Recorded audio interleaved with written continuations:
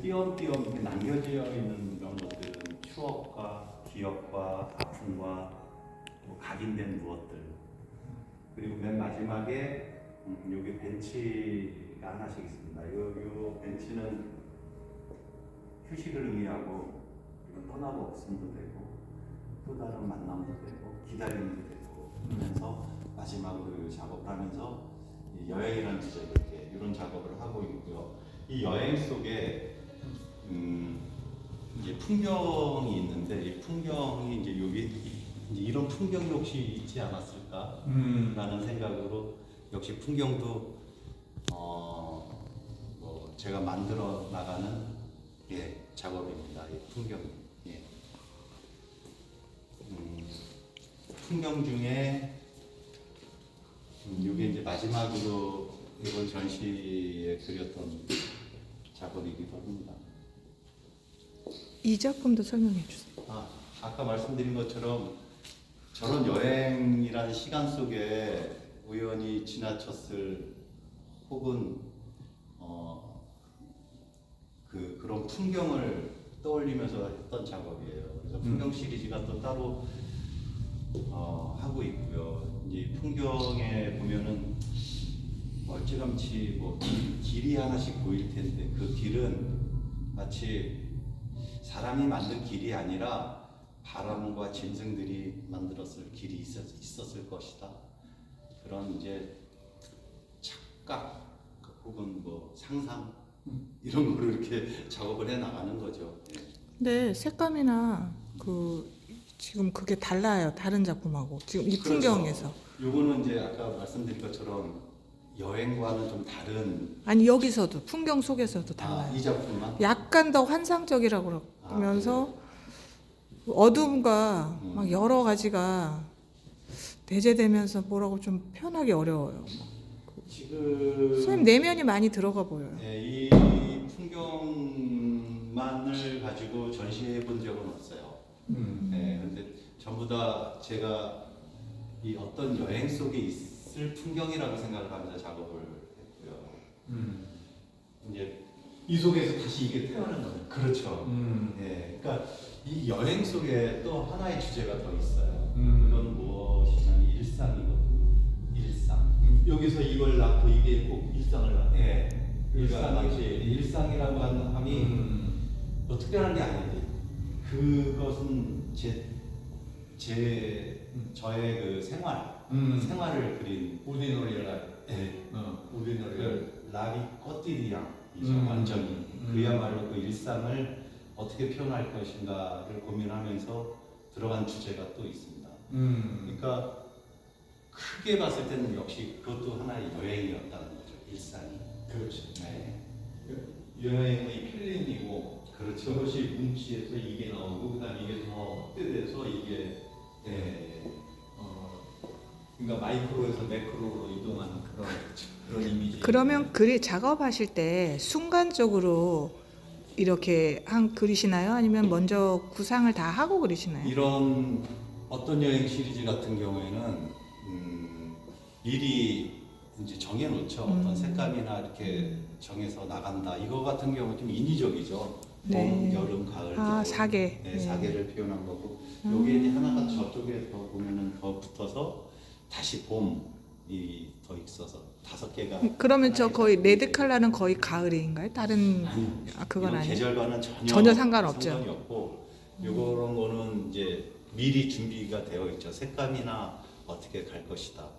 근데 노란색도 여러 가지 노란색이 있고, 녹색에서도 여러 가지가 나오는 것처럼 약간의 변화를 줌으로써 또 이제 재미를 느끼면서 작업을 하는 거고.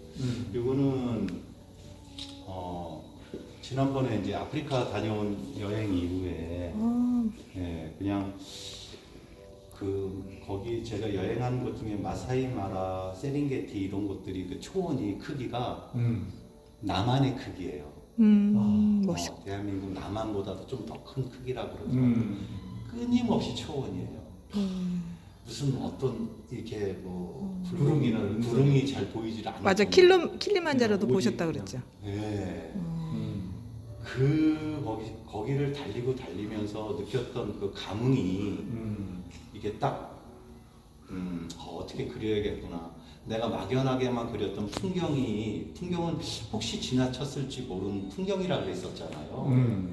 근데 그 막연함이 이게 평온해진다고 할까? 이게 잡힌다고 할까요? 그게 딱 잡히더라고요. 그래서 지난 이제 가을 여행 갔다 온 이후에 한 작업이 바로 이렇게 저 구석에 있었던 저 그림이 이제 그쵸. 아니요. 여행 다녀와서 이렇게 평평하게 그려나갔던 거. 그 전에는 저렇게 아까 그 풍경이 좀 더 뭐 백 선생님 말씀하신 것처럼 심오한 것처럼 이렇게 막 만들어가는 과정이 있었다면은 좀 더 단순해지려고 좀 해보려고 그랬는데 이거보다 더 단순해질 것 같아요. 풍경의 점점 변화할 이야기. 것 같아요. 근데 저는 개인적으로 저게 좋은 게 위에서 이제 빛이 오니까 태초에 뭐 그런 것도 있고 밑에는 어쨌든 어둡잖아요. 그 색깔들이 뭐 거친 것도 있고 어두운 면도 있고 있는데 어쨌든 이게 막 조화로 이루어지면서 태동하면서 어떻게 변할지 모르겠어요. 그래서 저 작업도 계속 진행 중에 있어요. 지금도 하고 있고요. 네. 아까 말씀드린 것처럼 뭐 작업이 안 되거나 혹은 작업이 막히거나 그럴 때가 있거든요. 그러면 노가다를 열심히 하는 거죠. 나무 사러 다니고 나무 정리하고 캔버스 짜고. 그 자체가 이제 그 띵킹을 이렇게 익스프레션하기 위한 압축 과정. 예, 휴식이기도 해요. 캔버스 짜고 액자 짜고. 그러니까 생각을 줄이고 행동을 늘리면 단순해지죠. 예. 되게 집중되면서. 휴식을 굉장히 생산적으로 하시네요.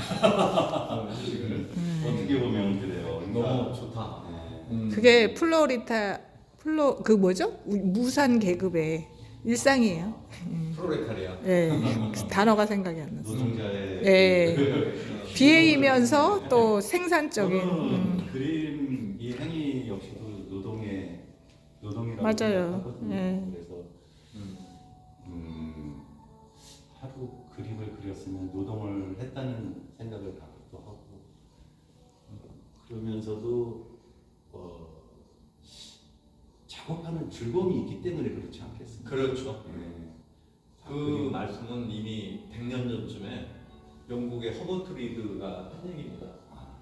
아트 이즈 어라브. 이미 그 허버트 리드의 미학책에 기록을 해놨죠. 근데 역시 우리가 이제 100년 후에 우리들이 많은 디지털 그 홍수를 맞고 있지만 우리는 역시 아날로그잖아. 이 모든 그 생각이 작품을 깊고 성숙되게 만드는 것이 아닐까.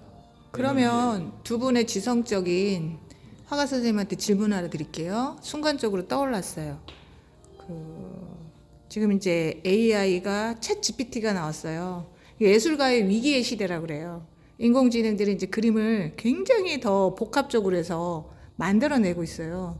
이제 그런 위기의 시대 때 그런 위기감을 느끼시고 있는지. 왜냐하면 감각이 뛰어난 사람들은 피부로 뭔가를 느끼거든요. 뭔지는 모르지만. 근데 그걸 뛰어넘을 거하고 이제 첫 번째 질문은 뭐였냐면 내가 이게 그림에 소질이 있구나, 잘 그리는가를 언제 느꼈는지 궁금했어요. 우선 권 선생님께서 먼저 나타를 이어가 주시고. 저는 세상의 흐름에 대해서 그렇게 큰 관심이 없다고 할 수는 없겠죠. 근데 이세돌 이긴 뭐 바둑 그런 알파고, 예. 알파고 같은 경우는 이길 수가 없었을 것 같아요. 이세돌은. 근데 그 승리의 집착함이 더 무서운 이야기처럼 느껴지고 하지만 그 인간 이 예술 행위는 그거는 어떠한 세상이 와도 그 뭐 범접할 수 없을 거라고 저는 생각이 들어요. 맞아요. 그래서 비교 대상이 안 된다. 그리고 예를 들면 아까 노동이란 얘기를 했었는데 어떤 노동자가 회계를 이렇게 헤라로 이렇게 받을 때 그 마음이 어떠했었냐에 따라 다르죠. 예, 표현되는 그 게. 다른 벽은 달라질 거라는 거죠. 그러나 맞아요. 이제 그 마음을 다하는 자들이 예술가잖아요. 그렇죠? 그렇게 하기 때문에 이거는 아무리 기술이 뛰어남이 다는 아니거든요. 그리고 기술을 이야기할 수는 없다. 예술과 비교할 수 없는 대상이라고 저는 생각이 들고요. 그러니까 아무 이기 아니다. 이유는 없다. 네네. 그리고 이제 잘한다는 게 어렸을 때부터 그림을 잘 그린다는 소리는 아마 화가들은 다 들었을 거예요. 근데 저도 마찬가지로 그런 얘기를 들었었고, 그리고 또 가장 재미있는 일인 것 같아요. 그림 그리는. 그래서 지치지 않고 또 지치지 않기를 바라며 그리고 있는 거고. 그러니까 뭐 그게 다죠. 정태영 선생님은 조명이 자기를 비추면 더 빛난다는 걸 알고 계셔요. 딱 이 조명이 얼굴을 빛나게 하네. 아우라를 만드시는 정태영 선생님. 워낙 좋은 말씀이 많아가지고 계속 기대를 하게 돼요. 선생님. 네, 말씀을. 저는 경청했어요 지금. 아. 네, 그 깊은 생각. 저도 이제 그 백 선생님께서 질문을 불쑥 던지셨는 돌직구를 하셨는데 그 AI 시대의 예술에 대한 얘기는 뭐 요즘 최고의 화두잖아요. 근데 이제 제 개인적으로는 그 노자의 호접지몽이 생각이 나요. 네. 뭐 백 선생님께서도 이미 그거를 오래전에 아셨겠지만 노자가 이제 노자나 장자, 노장사상에서 그 장자가 이제 특히 꿈에 호랑나비를 봤는데 그 꿈에 호랑나비가 자기인지 자기가 호랑나비가 돼서 이제 그 전체를 본 것인지 이게 이제 2300년 전 기록이잖아요.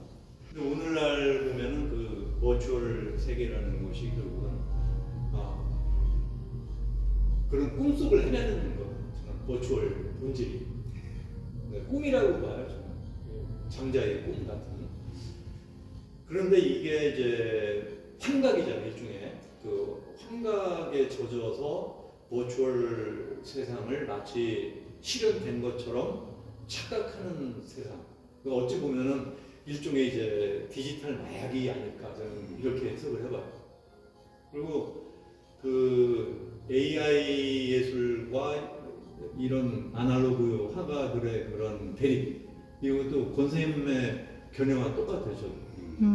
전혀 그 AI 아트가 탄생했다고 해서 위협감이나 어떤 위기라는 게 전혀 존재할 수 없다. 왜냐하면 하나의 그런 새로운 장르가 태어난 거죠. 벌써 돌발적으로 이제 그러한 디지털 코드화, 디지트가 원래 이제 손가락이라는 뜻이잖아요. 그러니까 셈법에 의해서 수억, 수백억 개의 그 엘리멘트가 조합이 되다 보니까 그림이 나오는 거거든요. 그러면 조작이죠, 일종의 어떤 매니플레이션이. 그래서 이런 조작이 기계적인 것이지 AI가 새로운 예술을 이렇게 크리에이티브한 것은 아니다. 그래서 저는 권 선생님 말씀과 맥을 같이 하는데 그냥 AI 아트는 그냥 내버려 두는 거죠. 왜 있으니까. 그리고 우리의 이런 아날로그 예술은 이런 붓질이라든지 호흡, 땀, 얼룩, 노동 이런 것들은 이거대로 또 존재하는 거죠. 이것이 전통적인 예술이고 AI 예술이 업그레이드된 예술이다. 이것이 아니라 그렇죠. 각각 그러한 그 하나의 요소들이 그냥 존재하는 거죠. 그리고 서로 인정하는 것이고 그러다가 소멸될 수도 있고 그것이 또 계속 이어질 수 있고 더 계속 발전할 수 있고 그런 것들이 인간의 예술 행위는 본질적으로 그 동물 벽화를 했던 것처럼 본능이잖아요. 그러나 AI 예술은 그것이 본능으로부터 나오는 것이 아니라 그냥 존재한 예술에 대한 어떤 이미저리를 픽셀로 수억, 수백억, 수천억 픽셀로 조합을 해서 자기가 수치로 인해서 이제 명령어에 그 키워드에 따라서 만들어내는 거거든요. 그러니까 조작이죠. 여하튼 이제 결론적으로 이런 AI 아트는 전혀 위협이 없고 그렇다고 예술가들이 직업을 잃는다거나 그림이 안 팔리는 시대는 없다고 이 각각 팔리는 거죠. AI 예술도 NFT로 팔릴 수 있겠고 또 다른 뭐 비트코인화해서 그것이 어떤 그 이미지 가치화 될 수 있다고 봐요. 그러나 그건 그 세계고 이거 현존하는 이렇게 터프하고 또 물질적이고 그러니까 터처블이죠. AI 예술이 언터처블이라면 이건 터처블이니까 역시 그 우리가 어머니 자궁에서 태어나는 한 손으로 만질 수 있는 그 감성, 터치의 이모셔널한 것들은 영원하다. 인간이 있는 한. 이것이 저의 그 AI 예술에 대한 지론입니다. 그런데 선생님, 지금 그 얘기를 딱 들으면 이제 그 의학이나 이런 부분이 발달해서 생명공학이 어머니의 자궁이 필요 없는 시대가 도래했어요. 그럼 그 말에서 벌써 허점이 있어요. 네, 그리고 지적하고 싶고 그 다음에 저기 매트릭스를 한번 생각해 보세요. 이거죠. 지금 선생님께서 이게 짧게 말씀하신 걸 찔끔했으면 그렇긴 해요. 인큐베이팅을 해서 이제 자궁을 통하지 않고 정자난자 조합을 통해서 우월한 유전자라는 이유와에. 그러나 네. 여하튼 종국적으로 저는 그런 인큐베이팅으로 태어난 아이와 어머니의 심장 소리를 10달 듣고 태어난 사람의 본질은 전혀 다른 객체다. 그 퍼스널리티가 다르다 이렇게 보고 있고 그것도 역시 인큐베이팅을 해서 태어난 아이에 대한 위협감은 없다고 봅니다. 역시 인류가 존재하는 한 어머니 자궁으로 태어난 아이는 항상 지속될 것이며 지구가 있는 한 지구가 이렇게 분해돼서 우주 공간 속에 하나의 먼지로 이렇게 흩어지는 시기가 오기 전까지는 어머니 자궁과 체온을 통해서 태어나는 아이의 그 감성은 존귀하고 영원하다. 저는 이렇게 믿습니다. 보니까 훌륭한 어머니를 두신 것 같아요. 그림을 언제 재능이 있다고 느끼셨어요? 초등학교 때 네. 이제 저는 이제 6.25 직후 태어났으니까 그때 에노브라고 있었습니다. 일본에서 들어온 에노브. 그러니까 지금으로 말하면 이제 병뚜껑 같이 생긴 작은 그 얄팍한 양철 뚜껑에 물감을 담아서 파는 물감 세트를 에노브라고 그랬습니다. 네. 일본말로 에노가 회화니까. 네. 그러니까 회화의 회국 이거 역시 에노브죠. 네. 근데 그 에노브의 질이 너무나 질이 낮기 때문에 물로 붓을 이렇게 풀으면 잘 안 풀어져요. 워낙 질이 안 좋기 때문에. 이 시절에 저는 100환짜리 돈을 브라비아인스로 된 100환을 그려가지고 동네 전방에 가서 미조 지폐를 만드셨구나. 물건을 과자를 샀는데 샀구나. 속았어. 그래서 이제 물건을 받은 뒤에 얘기를 했죠. 할아버지 이거 제가 그린 거예요. 그래서 이제 다시 반환해서 가져온 기억이 있는데 이미 대단하시다. 그 초등학교 때 에노브로 색필로 그렸던 때부터 극정밀 아주 그러니까 극사시라. 아주 뭐 아주 아주 것들이 이미 했던 것 같아요. 오. 그 후에 뭐 사실은 저도 중간에 이제 이 기계공학도 좀 했습니다. 사실 네. 그 금속 재료 기계공학을 했는데 그거는 이제 그냥 저의 걸어온 길의 잠시의 어떤 모멘텀이었고 그 이후에 저의 노정은 그냥 예술로 시작과 끝이 일관됐죠. 네. 그래서 저는 권선생님처럼 타고난 쟁이다 이렇게 봅니다. 너무 재밌네요. 오늘 뜻밖의 뭐 이런 아니 제가 중학교 때 그 밖에 나갔다가 집에 들어오니까 아버지가 라디오를 틀어놨어요. 그게 이제 썸머셋 모험의 인간의 굴레라는 책을 읽어주는 시간이었는데 그때 제가 예술에 대한 정의를 내렸어요. 그 이제 필립이 예, 필립 그거는 모르겠지만 하여튼 필립에게 얘기잖아요. 다리 저는 의사. 네. 예술은 이렇게 재능이 있어야 되는데 너는 재능이 없어서 죽어라고 노력해봤자 이루밖에 안 된다고 그랬거든요. 사실 제가 다른 이제 영화나 이런 걸 공부할 때 딱 하는데 이제 다른 허가 선생님께서 그러시더라고요. 예술은 배우는 게 아니야. 저는 그 말이 맞다고 생각해요. 물론 이제 학교에서 조금 뭐 어떤 거를 배우긴 하죠. 그게 뭐 캠퍼스나 아까 말한 물감이나 이걸 다루는 기술이지 예술 자체가 아니거든요. 저는 그 의견에 동감을 하고 그 말씀을 드리고 싶었어요. 탁월한 재능이 있으시네요. 그백 선생님의 예술에 대한 그 담론과 논평이 대단히 적확하다고 저는 봅니다. 저도, 상당히 우리나라에 뭐 미학자나 미술평론가들이 많이 계시지만 오늘 또 뜻하지 않게 백 선생님을 뵙고 이런 담론을 나누다 보니까 굉장히 정확한 식견을 갖고 계시다. 두 분을 이제 세계가 알아보고 그림을 사러 많은 사치 갤러리에서 오겠습니다. 네. 그렇게 되도록 네. 기도 좀 많이. 기도가 아니고 그들이 안목이 없는 거죠. 아직 몰라서. 근데 제가 보기에 권 선생님이 시대가 오지 않겠나 이런. 저도 그렇게 느껴요. 잘 보여야 돼 지금. 앱솔루트리 네. 권 선생님의 에이지가 도래할 것이다. 도래했어요. 기분 좋습니다.